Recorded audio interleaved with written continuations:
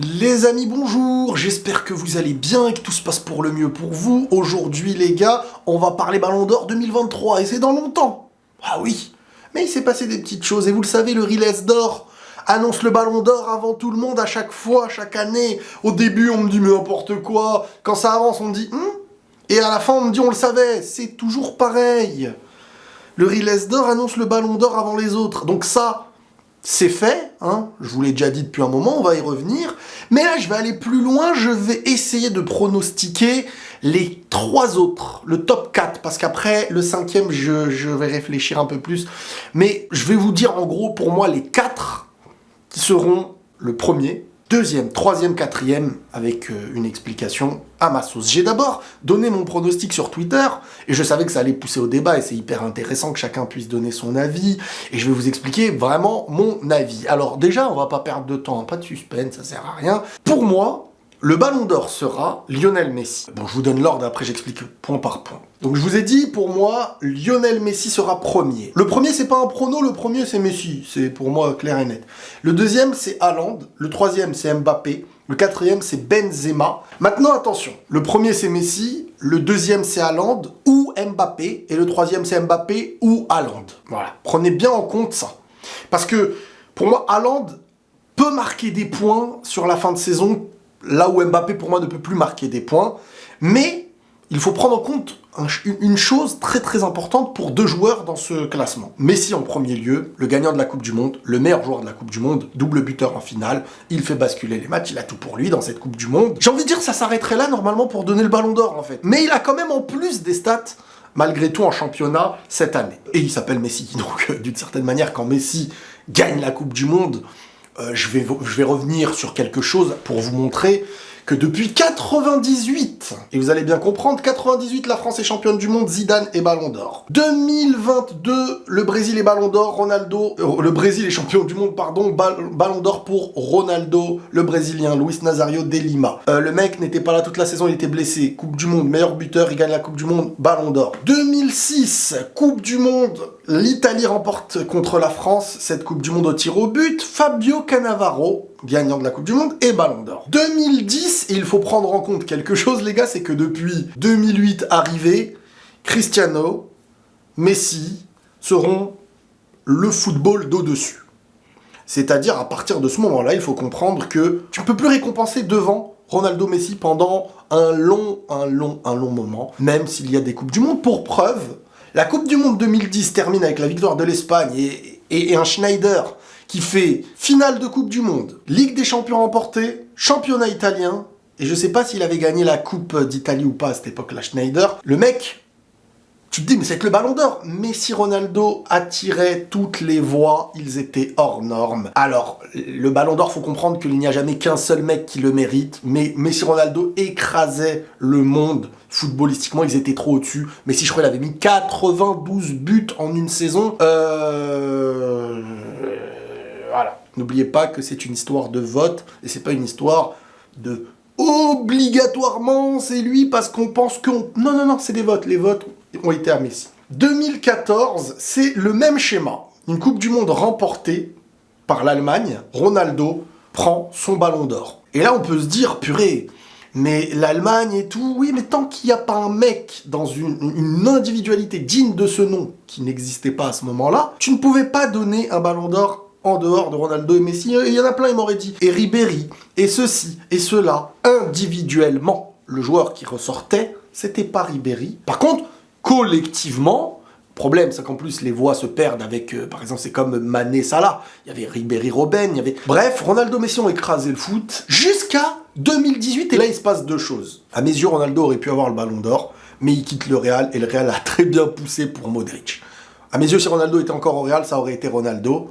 Et on aurait été dans un Ballon d'Or encore qui serait resté sur 13 années consécutives de Ballon d'Or pour Messi et Ronaldo. Mais imaginez, ça aurait pu être le cas. Mais Modric est venu un petit peu casser ça avec une finale et Coupe du Monde et une Ligue des Champions, etc. N'oubliez pas que c'était l'année où Ronaldo quitte le Real, il met son retourné légendaire et tout. Bon, Ronaldo est au Real, pour moi Ronaldo est Ballon d'Or. C'est un débat, mais pour vous faire comprendre que même là, il y a l'influence Coupe du Monde qui a permis de donner le Ballon d'Or à Modric, car en équipe de France, personne ne pouvait être au-dessus de Ronaldo, Modric par exemple. Certains me disent Varane n'est pas un joueur Varane n'était ni meilleur joueur du Real, ni meilleur joueur de la France, c'était un très bon joueur, mais on pouvait pas lui donner le Ballon d'Or, et les votes, on savait qu'il n'aurait pas été vers lui. Et là, on revient à une année de Coupe du Monde. Est-ce que vous comprenez ce que je veux dire? À part Ronaldo, Messi, personne qui a gagné la Coupe du Monde n'a pas eu le Ballon d'Or depuis 98. Bon, j'ai un petit peu bégayé, mais en fait, je voulais dire tout simplement que comme Ronaldo, Messi, à part eux, personne, depuis très longtemps, je crois, faut attendre avant 98, prend un Ballon d'Or dans une année de Coupe du Monde sans être gagnant de cette Coupe du Monde, surtout si parmi le gagnant, il y a une individualité digne d'eux. C'est-à-dire que le Ballon d'Or était à 99% donné à un champion du monde quand il ressort une grande individualité. Est-ce qu'il ressort une grande individualité de cette Coupe du Monde 2022? Lionel Messi la gagne. Première Coupe du Monde remportée pour lui avec l'Argentine depuis perpète. Le mec, meilleur joueur en plus de la Coupe du Monde. Et en plus, c'est Messi, l'individualité. Si tu ne le donnes pas à Messi, c'est une première depuis l'ère Messi-Ronaldo. C'est une première depuis 98, quand Messi gagne un trophée majeur. Moi, je pense que Messi l'aura. Et c'est mon prono, et je pense qu'il n'y a pas de négociation. Le débat qui peut avoir lieu maintenant, c'est sur la suite. Qui va être deuxième et qui va être troisième et alors, faut pas oublier que la Coupe du Monde, c'est ce qui marque le plus de points dans une saison. Alors habituellement, les Coupes du Monde sont en fin de saison, donc c'est la dernière grande chose, donc c'est un événement qui a lieu tous les 4 ans, donc quelque chose, voilà, tu marques le coup avec ça. Et le finaliste, c'est un joueur qui est en éternelle progression, même si 2023 n'est pas une réussite pour lui, mais Kylian Mbappé est un joueur qui peut postuler deuxième grâce à sa performance en Coupe du Monde et surtout en finale. Un ballon d'or est donné par rapport à des moments marquants d'une saison. Hein. Tu n'auras pas de ballon d'or si tu ne marques pas la saison et les esprits. Tu vois, la Croatie, quand Modric la gagne, Croatie va en finale de Coupe du Monde. Je veux dire, t'as toujours un élément marquant. Quand on me dit, par exemple, et je vais vous lire plein de messages, on va prendre le temps pour bien aller en profondeur et tout faire comprendre de comment je fonctionne par rapport à ça. Mais quand on vient me dire des mecs comme Rashford, machin et tout, t'es pas en Ligue des Champions, mon gars. T'es pas en Ligue des Champions. T'as rien gagné avec l'Angleterre. T'étais même pas titulaire. Tu fais des belles performances, tu marques des buts contre le Barça, tu reviens à un bon niveau. Mais au-dessus, t'as des mecs. C'est des gagnants de Coupe du Monde, des finalistes de Coupe du Monde, des mecs qui vont gagner la Ligue des Champions, des mecs qui vont individuellement peut-être porter leur équipe en Ligue des Champions, des mecs comme Haaland qui ont 40 buts passés déjà. Doucement, doucement les copains. Donc, Mbappé ou Haaland pour la deuxième place. Faut pas oublier le nom. Hein, Mbappé attire de plus en plus les votes. Mbappé grandit de plus en plus. Mbappé finaliste de Coupe du Monde. Mbappé fait un triplé en finale de Coupe du Monde à ça de donner à la France sa 3e étoile. Il a des stats individuelles malgré tout. Médiatiquement, il est là. Enfin bref, il a les points à mes yeux pour être 2e ou 3e. Pourquoi 3e? Parce que Haaland, niveau individuel, il fait une saison de barjo en signant à Manchester City, déjà plus de 40 buts, je sais pas combien de triplés, il marque les esprits. Mais le mec est encore en Ligue des Champions. C'est ça le truc de fou, c'est que Messi il porte sa Coupe du Monde. Messi porte sa Coupe du Monde, pour moi, il est Ballon d'Or, meilleur joueur de Coupe du Monde, ok, on met de côté. C'est l'élément le plus marquant de l'année, tous les 4 ans, il y en a une, etc. Et là, après, t'as le meilleur buteur de la saison, toutes compétitions confondues dans le monde, et qui est encore en liste pour aller chercher la Ligue des Champions. Donc si t'es meilleur buteur du monde, tu t'appelles Haaland et tu gagnes la Ligue des Champions, t'es un deuxième assurément. Maintenant, si tu es éliminé très vite la dernière, ça veut dire que t'es éliminé là en quart contre le Bayern, tu peux être deuxième, tu peux être 3e. Voilà, les deux mériteraient. Ensuite, j'ai donc dit voilà, Mbappé, j'ai évoqué le cas Haaland, et il y a le cas Benzema. Le cas Benzema, c'est un prono. Il se peut qu'il ne soit pas là, j'ai mis entre parenthèses même dans mon truc Twitter, que Benzema, s'il y a parcours mémorable sur les derniers instants. Parce que là, dans le moment le plus important de sa saison, il n'a pas joué la Coupe du Monde. Malheureusement, on pourra, voilà, mais de sa saison à lui, et de la Ligue des Champions, qui est le deuxième élément le plus fort de cette saison, et de ce qui va marquer le plus de points après la Coupe du Monde, il ne joue pas la Coupe du Monde. S'il marque en gagnant la Ligue des Champions, et qu'il fait un parcours digne de l'année dernière, ou actuellement ce qu'il a fait contre le Barça, etc., devient pour moi 4e. Et s'il la gagne avec la Copa, Peut-être même qu'il peut se retrouver 3e devant un Mbappé. C'est possible, même si j'en doute. J'en doute. Il faut vraiment beaucoup de si. Donc je dirais Messi premier, Mbappé ou Haaland 2e, Mbappé ou Haaland 3e, Benzema 4e. Maintenant, je vais lire un petit peu certaines de vos réponses. On prend le temps, on a dit. Comme ça permet en même temps de réagir aux abonnés, de réagir à vos commentaires, à vos explications. Alors, il y a une personne qui me demande Rashford. J'ai expliqué pour moi jamais top 5. Et certains me disent Rashford a de meilleurs stats que Benzema, Vinicius, Osimhen, mais il n'est pas top 5 alors qu'il a gagné un trophée et peut prendre la FA Cup et la Ligue Europa. Mais tout ça, c'est pour un votant. Quand à côté, tu as des gagnants de Coupe du Monde et peut-être un Benzema. Là, je prends en compte le Benzema. Il est dans ce qui coûte, dans ce qui pèse le plus lourd actuellement. C'est pas une histoire. Parce que les stats... Alors attendez, imaginons un mec, il est 3e de son championnat. Il est en Europa League. Et il a plus de buts que Messi. Imaginons là. Et Messi a gagné sa Coupe du Monde. On va me dire il est devant Messi. Prenez en compte la cohérence et l'importance de quelque chose qui est marquant dans une saison. Le Ballon d'Or, tu le gagnes en saison normale à partir de février-mars. Et ce que tu fais jusqu'à mai, ou à la finale. À côté, c'est du sel. À côté, ça enjolive. Ah, t'as fait des bonnes choses, t'as des petites stats, tout ça, c'est bien. Bon, globalement, ça va de soi. Pour faire une grande saison, c'est rare qu'un joueur soit nul et se réveille que sur les 4 mois. Ça arrive. Benzema ne fait pas une bonne saison avant 2023 à mes yeux.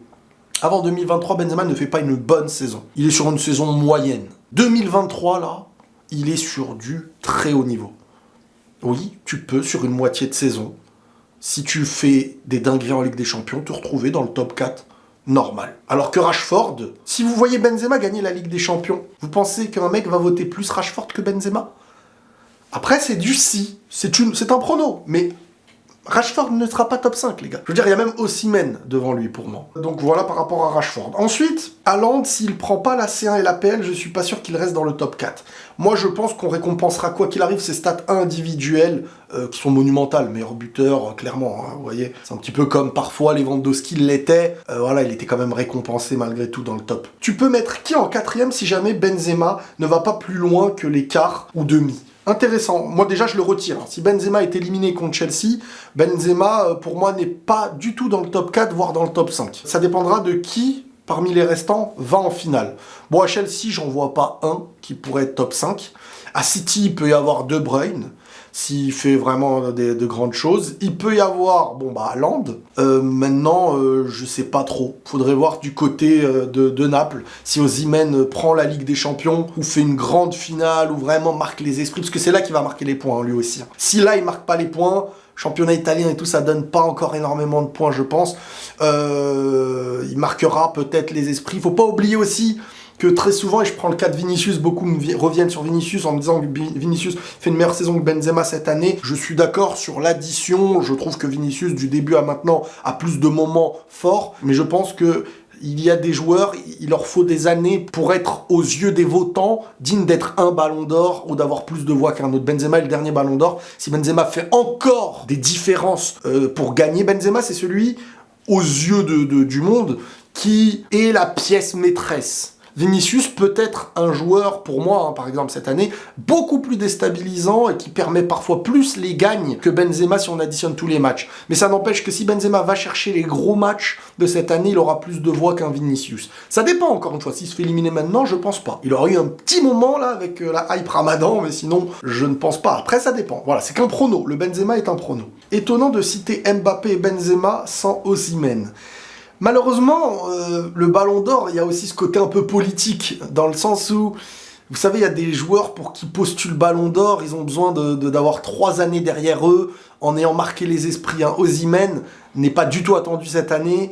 Osimhen n'a pas le nom Mbappé, Benzema, Haaland. Osimhen, pour que vraiment il marque les esprits, c'est comme Mané, il a mis du temps, le pauvre, à être vraiment reconnu. Osimhen, pour moi, il a besoin de 2-3 ans de régularité comme il est en train d'être actuellement, de porter un grand club, de gagner, par exemple, en Ligue des Champions, et là, il aura des voix dignes d'un mec qui pourrait être Ballon d'Or. Pour moi, Osimhen, ils vont même pas le mettre top 4 cette année. Bon, on va aller dans les cités. Ne pas considérer Victor Osimhen me stupéfait. Les gars, c'est une histoire de vote, pas une histoire de mérite. Le mérite pour un Ballon d'Or, c'est quelque chose qui T'as 5 joueurs méritants parfois, t'en as 2, 3 parfois, t'en as 2 qui le méritent presque autant parfois. Maintenant, il faut réfléchir à la logique du vote, à la politique du vote, à qu'est-ce qu'il a gagné. Si le mec ne gagne ni Ligue des Champions, etc., il va être dans le top 10, je pense, clairement. Mais et c'est déjà très bien d'être dans un top 10. Maintenant, est-ce qu'il sera top 5 s'il ne gagne pas Ligue des Champions, ne va pas en finale ou ne va pas en demi et qu'il ne gagne que le championnat italien et qu'il marque pas les esprits?